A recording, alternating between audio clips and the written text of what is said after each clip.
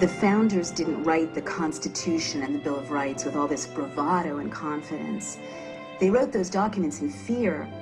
They had come, or their families had, from places where people they knew were hung for speaking up for their rights. Reading the Constitution, there were moments where I really felt the presence of, you know, the fragility and the beauty that was in that original dream of this country being founded in this way, and that incredible hope that went into those documents, and the incredible, I almost felt around me the protection that those documents give me and my children, you know, very personally. And then I felt them threatened.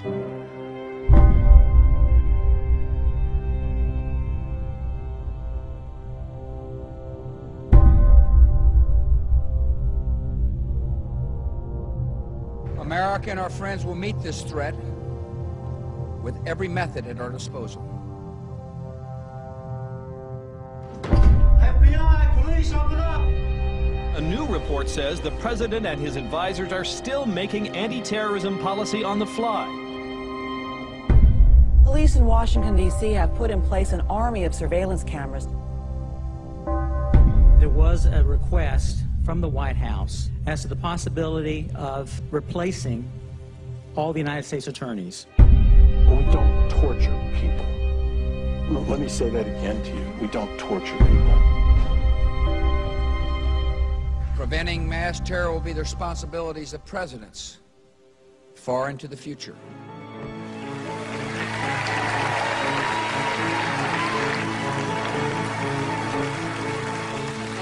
So tonight I'm going to talk to you about some very disturbing warning signs that we have to pay attention to and rise up to confront. I wrote this book in a kind of desperate heat and haste last year because of an emergency I saw that we were facing. I have this friend. She and I often talk about news events together. And we would talk about the Bush administration and things that were happening, and she kept saying, they did this in Germany. They did this in Germany. And at first, really, I have to tell you, I thought that this was crazy talk, you know, so extreme and so out there, and, right? And I really dismissed it. And she didn't drop it. She kept saying they did this in Germany. Finally, she sat me down and she put a stack of books in front of me and she pretty much said, read. And I started to read. And as I read, literally my hair stood on end because sound bites and images and phrases were leaping off the pages and were current in the discourse around us. Little echoes from things like Homeland, the Department of Homeland Security. It used to be called domestic security, right? Homeland, Heimat, is a word that became current in National Socialist discourse in about 1931-32. The National Socialists pioneered the practice of unloading the war dead off of trains in the darkness of night so people wouldn't know the extent of the war dead. The media couldn't take pictures. This administration has also unloaded the war dead from Iraq off the planes in the middle of the night, a departure from practice. Blackwater, there was a paramilitary organization called Schwarze Wasser. And I realized from my reading that intently, strategically, systematically, a small group of people set out to undermine the Constitution, opening the door for the horror to come. And so what became so clear to me from my reading is that Germany in those years wouldn't have looked so different from today. I mean, we, you know, tend to think, oh, Nazi Germany, you know, it's like a Leni Riefenstahl film. But in fact, Germany in 1930, 31, 32 had gay rights organizations and human rights organizations and feminist organizations. It had celebrities. It had all kinds of newspapers, all kinds of debate, all kinds of dissent. It was a modern state. They didn't stop with Germany. I started to read about Stalin's Russia and Mussolini's Italy. East Germany in the 50s. Czechoslovakia in the 60s. Pinochet's coup in Chile in '73, and the Chinese crackdown on the democracy protesters at the end of the '80s. These same things recur again and again and again. Little subversions of people's rights, little constitutional changes. And I saw that the great dictators learned from one another what was essentially a blueprint for closing down an open society. And then it became clear to me that this blueprint is simple. It consists of 10 steps, 10 clear steps. And then what became so chillingly clear to me is that these 10 steps are in place in the United States today.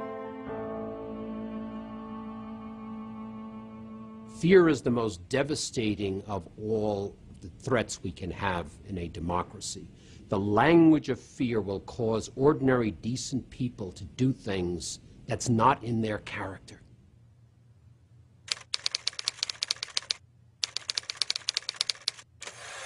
The first thing is to invoke a terrifying internal and external threat. And sometimes it's a real threat.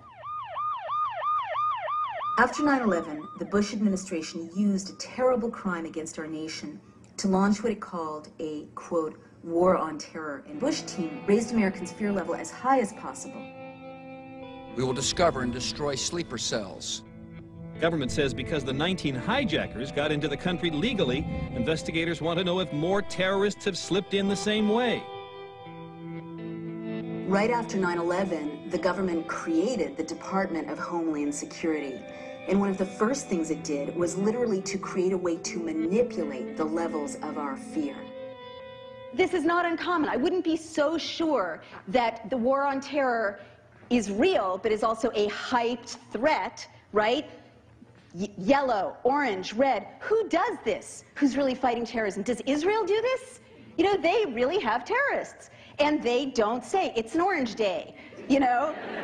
Oops, it's red. You know, they're out there quietly trying to find these guys and prevent these attacks, right? And they take pride in not frightening the citizens, in having daily life go on without fear. Let me remind you of how did the National Socialists come to power? In Berlin in 1933, the German parliamentary building, the Reichstag, was set on fire. Many historians say this was a staged attack, but it was a terrible shock to people's sense of security. The National Socialists seized on this to pass laws to subvert the German Constitution. So they said, you're not patriotic unless you pass Clause 2 and later the Enabling Acts. It means the state can open your mail. It means the state can listen to your phone calls. It means that you as Parliament give up much of your authority to the leader. And so that legal process prepared the way for everything that followed. We see now in our own country legal maneuvers that undercut our civil liberties. By October 2001, the White House drove the USA Patriot Act through Congress. The Patriot Act is over 300 pages long. It weighed as much as a baby. It was printed at 3 in the morning, and they had to vote on it by 11 a.m. The Patriot Act gave the government access to wiretapping you, electronically surveilling you, researching your medical records, looking at your bank records, looking at your credit card statements, even looking at the books you checked out of the library, all without you ever having done anything wrong, and all without a warrant. Today we take an essential step in defeating terrorism while protecting the constitutional rights of all Americans. Congress passed a new law called the Uniting and Strengthening America by Providing Appropriate Tools Required to Intercept and Obstruct Terrorism Act of 2001. The Patriot Act. Sure is the axis of evil for bad acronyms. The Patriot Act really opened the door for what followed. The administration used the cover of fighting terrorism to greatly expand intrusive federal law enforcement powers.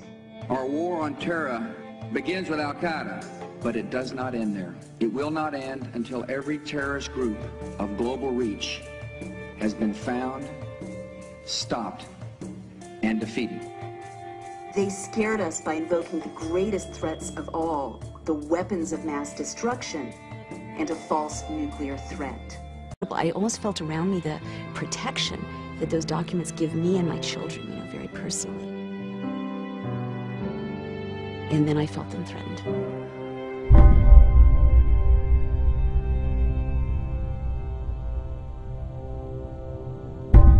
Advisors are still making anti-terrorism policy on the fly. Police in Washington, D.C. have put in place an army of surveillance cameras.